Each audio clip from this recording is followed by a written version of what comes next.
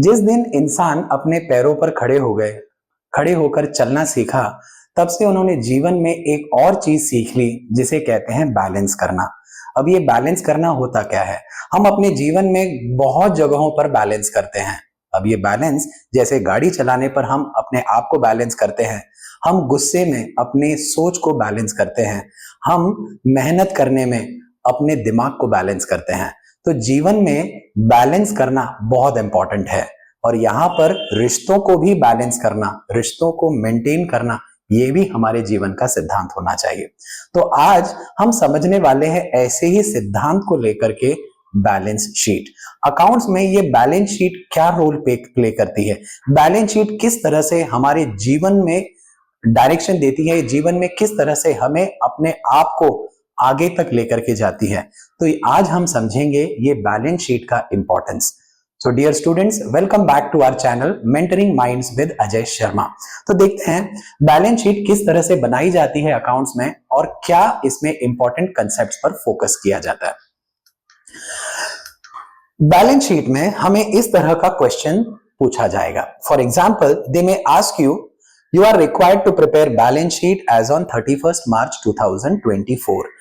They will ask us from following are the balances of Hariom Traders for 31st March, और इस तरह से उन्होंने हमें बैलेंसेस दिए हैं। अब ये बैलेंसेस एक्सपेंसेस के हो सकते हैं, इनकम के हो सकते हैं, असेट्स के और लाइबिलिटीज के। लेकिन याद रहे, जब भी हम बैलेंस शीट की बात करते हैं, राइट, तो उस बैलेंस शीट में हम कैपिटल एक्सपेंडिचर और कैपिटल रिसीट्स को रिकॉर्ड करते हैं। द रीजन इसलिए कि हम अपने जीवन में अपने आप को बैलेंस इसलिए करते हैं ताकि हम अपने भविष्य को सुधार सकें। तो बैलेंस शीट भी बेसिकली हमें एक फ्यूचरिस्टिक व्यू देती है। ये बताती है कि बिजनेस के असेट ज्यादा है या लाइबिलिटीज। तो जितने बिजनेस के असेट ज्यादा, उतनी बिजनेस की पोजीशन अच्छी, उतना फेवरेबल पोजीशन, एंड यस, फिर लोग हमसे और जुड़ेंगे। सो बैलेंस शीट को बनाना, बैलेंस शीट को समझना बहुत इंपॉर्टेंट है। So let's see, they will ask us इस तरह के बैलेंसेस और हमें बैलेंस शीट तैयार करने के लिए कहेंगे। तो याद रहे, सबसे पहले रिगार्डिंग कैपिटल आपको ऑब्जर्व करना है कि सबसे पहले यहां पर इन्होंने नेट प्रॉफिट या नेट लॉस हमें कुछ दिया है। तो आप ऑब्जर्व करोगे, here they have given us net profit. So net profit, right, के लिए आप net profit basically it is given to the trader, यानी नेट प्रॉफिट जो भी बिजनेस कमाता है, ये बिजनेस कमाता है ट्रेडर के लिए। द रीजन इज दैट कि ट्रेडर ने बिजनेस स्टार्ट किया था ताकि वो समाज को कुछ अच्छे से दे सके। तो बिजनेस भी रेसिप्रोकल होने के नाते, यानी अपने ट्रेडर को कुछ लौटाने के नाते वो प्रॉफिट लौटाता है। तो हमें दो चीजों का ध्यान रखना है बैलेंस शीट में। सबसे पहले regarding drawings and second one net profit या नेट लॉस। सो जरा चेक करेंगे, क्या यहां पर इन्होंने ड्रॉइंग्स हमें दे रखी हैं? आप ऑब्जर्व करेंगे ड्रॉइंग्स, यस, सेकेंड लास्ट में आपने इन्होंने ड्रॉइंग्स दी है। So one tick mark we are going to do it on capital for drawings and one more tick mark we will do it for net profit और net loss. ठीक है, so ये दो टिक मार्क हम consider करेंगे ऑन capital. अब tick mark का मतलब क्या है? टिक मार्क का मतलब है कि देयर इज एन एडजस्टमेंट, और जब भी एडजस्टमेंट होगा तो हम इसे इनर कॉलम में लिखेंगे। अब ये इनर कॉलम और ये आउटर कॉलम क्या होता है? इस तरह से जब हम बैलेंस शीट बनाएंगे तो आप ऑब्जर्व करेंगे, लेफ्ट साइड पर हम रिकॉर्ड करेंगे लाइबिलिटीज एंड राइट साइड पर हम रिकॉर्ड करेंगे assets. So right basically our right hand, and right hand tells us about our strength. हमारा राइट हैंड, राइट, बताता है कि हमारी स्ट्रेंथ कितनी है, और लेफ्ट हैंड बेसिकली हमारी वीकनेसेस। इसी तरह से फ्यूचरिस्टिक कंसेप्ट को ध्यान में रखते हुए बैलेंस शीट में राइट साइड पर असेट होता है और लेफ्ट साइड में लाइबिलिटीज होती हैं, राइट। हर असेट और लाइबिलिटीज बेसिकली दो कॉलम्स डिवाइडेड होते हैं। First column is called as your inner column amount का, and the second column, right, amount का, it is called as outer column. So there are two columns, inner and outer. ठीक है, so आगे बढ़ते हैं। Let us discuss one by one. Goodwill. Now basically goodwill क्या चीज होती है बिजनेस के लिए? हमें पता है कि जब बिजनेस, हम कोई चीजें, जैसे बिजनेस में हमारा नाम है, हमारी पॉपुलैरिटी है, राइट, जितनी ज्यादा बढ़ेगी तो मार्केट में हमारी गुडविल भी बढ़ेगी।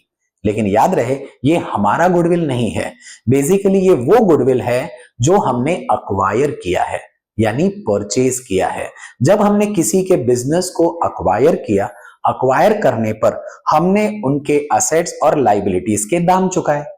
जैसे एग्जाम्पल के तौर पर सामने वाले यानी कोई भी दूसरे बिजनेस को अक्वायर करने के लिए, राइट, हमने 10 लाख रुपए तो चुकाए, साथ में हमने 1 लाख रुपए एक्स्ट्रा चुकाए ताकि हम उसके कस्टमर्स को हासिल कर सकें। अब वो इस तरह से कि उनका बिजनेस और हमारा बिजनेस सेम लेवल पर है, इसीलिए हमने 1 लाख रुपए एक्स्ट्रा दिए। This extra money given for acquiring the customers of some other business, it is called as goodwill. इस गुडविल से हमें प्रॉफिट जनरेट होगा। याद रहे, self generated goodwill are not recorded in balance sheet. तो सिर्फ वही गुडविल रिकॉर्ड की जा सकती है जो बिजनेस अक्वायर करता है किसी दूसरे बिजनेस को टेक ओवर करने के लिए। एनी हाउ, सो गुडविल हमारे लिए असेट है, so asset will be recorded on asset side. Next is like capital. हमें पता है capital basically it's the amount which is given by trader to the business, यानी ये ऐसा रुपए, ऐसा अमाउंट है जो ट्रेडर ने, बिजनेसमैन ने बिजनेस को दिया। अब ये पैसा बिजनेस को वापस लौटाना है, तो since business has to return this amount back to the trader, it becomes a liability. So obviously capital हम लिखेंगे लाइबिलिटी साइड में, इस पर 2 टिक मार्क है, so we will write the amount in inner column, 1 tick यानी we will reserve 1 line. लेकिन अगर 2 टिक आ जाती है तो आपको सेकंड टिक के लिए और 2 लाइन रिजर्व कर लेनी चाहिए, यानी total you are going to reserve 3 lines. याद रहे, 1 tick will reserve 1 line, 2 ticks will reserve 3 lines. Next is like outstanding rent. अब ये आउटस्टैंडिंग रेंट क्या होता है? रेंट यानी भाड़ा, या तो वो ऑफिस का भाड़ा हो सकता है या तो वो फैक्ट्री का भाड़ा हो सकता है। लेकिन ध्यान रहे, यहां पर इन्होंने फैक्ट्री रेंट नहीं कहा। इट मींस ये जो भाड़ा है, ये जो रेंट है, ये ऑफिस का रेंट है। एंड सिंस आउटस्टैंडिंग है यानी पे करना बाकी है, सिंस ये पे करना बाकी है तो ये असेट होगा या liability? Yes, you are absolutely right, so it's a liability. So आप आउटस्टैंडिंग रेंट को लिखेंगे बैलेंस शीट लाइबिलिटी साइड में। Next is like cash in hand. अब कैश इन हैंड यानी क्या? जो हमारे पास कैश बैलेंस होता है उसे हम कैश इन हैंड कहते हैं। तो obviously cash is our property, तो जब ये प्रॉपर्टी है, जब ये हमारा अधिकार है, तो ये हमारे लिए असेट होगा या liability? Yes, it's our asset. So हम इसे लिखेंगे बैलेंस शीट असेट साइड में। कितना आसान, जस्ट आपको कंसेप्ट को ध्यान से समझना है। Next is like investment. हमने शेयर्स, डिबेंचर्स या गवर्नमेंट बॉन्ड्स खरीदे, हमने अपना पैसा इन्वेस्ट किया ताकि हम कुछ एक्स्ट्रा बेनिफिट रिसीव कर सकें। सो दिस इन्वेस्टमेंट बेसिकली हमने अपना पैसा इन्वेस्ट किया किसी और कंपनी में, तो क्या हमारे पास ये अपने पैसे मांगने का अधिकार है? ऑब्वियसली है। तो जब हमारे पास हमारे पैसे मांगने का अधिकार हो, दिस बिकम्स आवर असेट। इसीलिए इन्वेस्टमेंट्स हम लिखेंगे बैलेंस शीट असेट साइड में। Next is like bank loan. अब बैंक लोन बेसिकली वो रकम होती है, वो अमाउंट होता है जो हमने बैंक से कर्ज के तौर पर ली है। तो जो भी कर्ज होता है हमें उसे चुकाना होता है ना? तो जीवन में कर्ज बहुत इंपॉर्टेंट है, उसे चुकाना बहुत जरूरी है। और बहुत से लोगों का हम पर कर्ज है, हमारे माँ बाप का हम पर कर्ज है, हमारे गुरुजनों का, हमारे टीचरों का हम पर कर्ज है, हमारे दोस्तों का हम पर कर्ज है, हमारे एम्प्लॉइज का हम पर कर्ज है, हमारे समाज का हम पर कर्ज है। तो ये कर्ज हमें चुकाना है अच्छे काम करके, अच्छी सेवा दे करके। एनी हाउ, ये बैंक लोन जो हमने ली है हमें इसे लौटाना है। तो जब हम इसे लौटाएंगे, राइट, तब हमारे लिए खर्च होगा। अभी तो हमने इसे लौटाया नहीं है, तो इट्स आवर असेट और liability? Yes, it's our liability. तो हम इसे लाइबिलिटी में लिखेंगे। Next is like net profit. अब this net profit belongs to trader, because जो बिजनेस ने प्रॉफिट कमाया, जो सेवा करी, जो समाज की सेवा करके जो प्रॉफिट मिला, ये प्रॉफिट राइट हमने कमाया ट्रेडर के लिए कि ट्रेडर आपकी वजह से ये बिजनेस एग्जिस्टेंस में आया, तो इसीलिए ये प्रॉफिट आपका हुआ। सो अब ये प्रॉफिट कैपिटल में हम इसे जोड़ देंगे, the reason it belongs to trader. So profit जोड़ने के बाद हम टोटल इनर कॉलम में ही लिखेंगे। द रीजन यहां पर वी आर रिजर्विंग 3 लाइन्स, तो that means there is some adjustment. ठीक है, आगे बढ़ते हैं। Sundry debtors. सर डेटर्स क्या होते हैं? बेसिकली ये वो कस्टमर्स होते हैं जिन्हें बिजनेस ने उधार में गुड्स बेचे, यानी कस्टमर्स हमारी दुकान पर आए, हमारे बिजनेस में आए और उन्होंने हमसे गुड्स खरीदे, हमने उन्हें उधार में गुड्स खरीदे, हमने उन्हें उधार में गुड्स बेचे। तो जब हम गुड्स उन्हें उधार में बेचेंगे तो ऑब्वियसली हमारे पास पैसे मांगने का अधिकार है। तो जब हमारे पास पैसे मांगने का अधिकार हो जाता है, इट बिकम्स आवर असेट और liability. Yes, it's our asset. So sundry debtors को हम असेट साइड में लिखेंगे। Next is like bank. Bank यानी बैंक बैलेंस। तो जिस तरह से कैश बैलेंस हमारे लिए असेट है, बैंक में जो हमारे रुपए हैं वो भी हमारे लिए असेट है। So bank balance is also our asset. Sundry creditors. तो जिस प्रकार से डेटर्स यानी कस्टमर्स हुए, क्रेडिटर्स यानी ये वो सप्लायर्स हैं जिनसे हमने उधार में गुड्स खरीदे। तो जब हम उधार में गुड्स खरीदते हैं तो हमें पैसे, हमें रुपए लौटाने हैं, हमें अमाउंट लौटाना है। So when you have to return money back to the supplier, it becomes our liability, है ना। सो लायबिलिटी को आप रिकॉर्ड करोगे बैलेंस शीट लायबिलिटी साइड में। कितना easy. Next is furniture. Furniture हमारी प्रॉपर्टी है ना। ये प्रॉपर्टी हम इस्तेमाल करते हैं ताकि हम कस्टमर्स को कन्वीनियंस प्रोवाइड कर सकें, हम उन्हें कंफर्ट दे सकें, और कस्टमर्स जितने ज्यादा कंफर्टेबल होंगे वो हमारे बिजनेस को प्रॉफिट देंगे। ठीक है, सो ये फर्नीचर हमारी प्रॉपर्टी हुई and any property is our asset. So furniture हमारे लिए असेट है।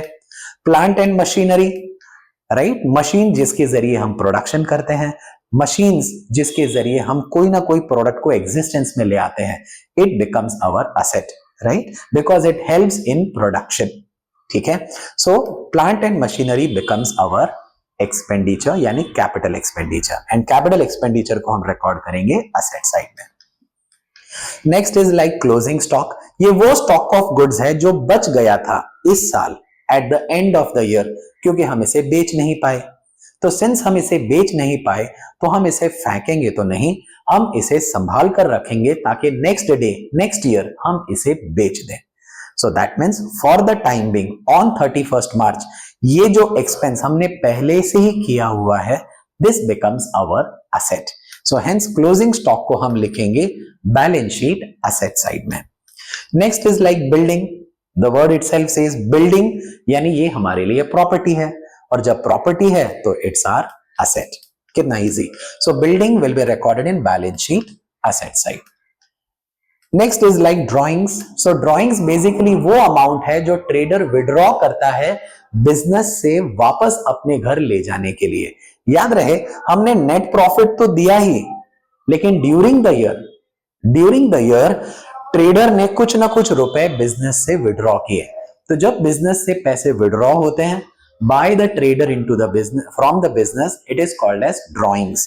So drawings basically हमारे लिए right asset हुआ। तो since it's our asset but it is taken over by trader, हम trader के capital को reduce कर देंगे।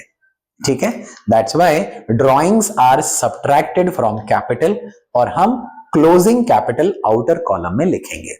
कितना easy। Next is like computer. So computer के जरिए हम अपनी बिजनेस एफिशिएंसी बढ़ाते हैं, हम अपने बिजनेस रिकॉर्डिंग्स बढ़ाते हैं, हम अपने बिजनेस के वर्क को और अच्छे से चैनलाइज करते हैं। So computer becomes our asset. So asset को हम लिखेंगे बैलेंस शीट असेट साइड में। So all the entries are done now. अब क्या करना है सर? अब तो सिंपल है, जरा ये चेक करना है कि total of asset and total of liabilities are equal और नॉट। तो जब आप टोटल करेंगे तो असेट हुआ 3,17,500 और लायबिलिटीज भी का टोटल भी हुआ 3,17,500, है ना। तो जीवन में दोनों संभालना जरूरी है। अब ये दोनों क्या हुए? Asset as well as liabilities, right? तो जब तक हम अपने जीवन को बैलेंस नहीं करेंगे, ये बैलेंस शीट टैली नहीं होगी। सो हमें कोशिश यही करनी है कि अपने जीवन को, अपने लाइफ को बैलेंस करने के लिए मेहनत करनी है, मेहनत करके एक मुकाम पर पहुंचना है और अपने समाज को अच्छी चीज हमें लौटानी है। So yes, we have done with the balance sheet now. So let us have a recall test. देखते हैं हमने कुछ चीज अच्छे से समझ पाए। Balance sheet is an account, ये सही होगा या गलत होगा? बैलेंस शीट एक अकाउंट है या एक स्टेटमेंट है? याद रहे, balance sheet basically it's a financial statement. It tells about financial stability of assets and liability. Hence ये जो इसका आंसर है वो है false. So balance sheet is a statement, not an account. Okay, next, profit in business belongs to owner या bank. ये जो भी प्रॉफिट बिजनेस कमाता है, ये प्रॉफिट किसके लिए कमाता है? क्या वो ओनर के लिए कमाता है या वो बैंक के लिए कमाता है? Yes, absolutely right, the answer is owner. तो जो भी बिजनेस में प्रॉफिट जनरेट होता है, ये profit belongs to trader. Since trader ने मेहनत करके ये बिजनेस एस्टैब्लिश किया, तो अब रिस्पॉन्सिबिलिटी बिजनेस की बनती है कि मैं आपको प्रॉफिट लौटा करके दूं. It's like balancing relation with each other. Trader अपना काम करता है, मेहनत करता है, और बिजनेस भी अपना काम करता है और ट्रेडर को प्रॉफिट लौटाता है. तो it's like where the relationship are balanced, right, जीवन में जरूर तरक्की होती है. Now this is homework for you. अब इसे होमवर्क कहें या असाइनमेंट कहें, राइट, ये जरूर इसे पेपर पर सॉल्व करें, क्योंकि जब सॉल्व करेंगे तभी तो हमारा दिमाग मजबूत होगा. तो दिमाग मजबूत करने के लिए, अपने कंधों को मजबूत करने के लिए, अपने इरादों को मजबूत करने के लिए आपको ये प्रैक्टिस करना जरूरी है. सो इन द प्रीवियस सेशन हमने आपसे एक क्वेश्चन पूछा था, right, regarding about preparation of profit and loss account. ये उसका उत्तर है, ये उसका आंसर है, राइट. आई होप आपने सॉल्व किया होगा और आइडेंटिफाई किया होगा कि ये पर्टिकुलर आंसर जो आपके सामने है और जो आपने सॉल्व किया है वो सेम है या डिफरेंट है. अगर डिफरेंट है तो अपने आप को करेक्ट कर लीजिए, राइट. कंसेप्ट को अच्छे से सीख लीजिए, समझ लीजिए, क्योंकि यही कंसेप्ट हमें मदद करेंगे आगे के सम सॉल्व करने के लिए. सो आपने समझा कि बैलेंस शीट किस तरह से तैयार की जाती है. बैलेंस शीट बेसिकली हमारे लाइफ को दर्शाती है कि किस तरह से हमें अपने आप को मेंटेन करना है. हमें असेट्स और लाइबिलिटीज, यानी हमारी ड्यूटीज और रिस्पॉन्सिबिलिटीज, ये दोनों को मैनेज करके चलना है. और जब हम अपनी ड्यूटीज और रिस्पॉन्सिबिलिटीज को बैलेंस कर लेंगे तो यही लाइफ हमारे लिए सुंदर बन जाएगी. तो अपनी लाइफ को मजबूत करने के लिए, अपने लाइफ को सुंदर बनाने के लिए, अपने लाइफ को और बेहतर बनाने के लिए इन कंसेप्ट्स को ध्यान से समझना जरूरी है. सो एंश्योर इट कि आप वीडियोस को ध्यान से देखें, पेपर पर सॉल्व करें, क्योंकि लिखेंगे पेपर पर, छपेगा दिमाग में, राइट. तो इसी गुड थॉट के साथ कि अब हम खूब मेहनत करेंगे, अपने आप को इंप्रूव करेंगे, अपने आप को बेहतर बनाएंगे ताकि हम समाज के कुछ काम आ सकें. So keep learning, keep growing, keep watching Mentoring Minds with Ajay Sharma.